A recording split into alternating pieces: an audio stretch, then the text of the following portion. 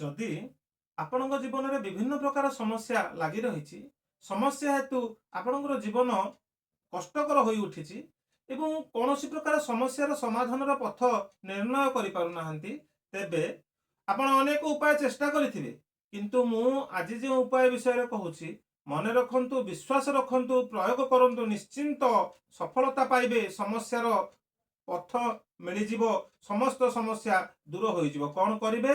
ପ୍ରତ୍ୟହ ଶ୍ରୀମଦ୍ ଭାଗବତ ମହାପୁରାଣ ଅନ୍ତର୍ଗତ ଅଷ୍ଟମ ସ୍କନ୍ଧର ତୃତୀୟ ଅଧ୍ୟାୟ ଗଜେନ୍ଦ୍ର ଦ୍ୱାରା ଭଗବାନଙ୍କ ସ୍ତୁତି ଏବଂ ତାହାର ସଙ୍କଟ ମୋଚନ ଅର୍ଥାତ୍ ଗଜେନ୍ଦ୍ର ମୋକ୍ଷଣ ସ୍ତବ ନିୟମିତ ଭାବରେ ଶୁଦ୍ଧପୂତ ଭାବରେ ପାଠ କରନ୍ତୁ।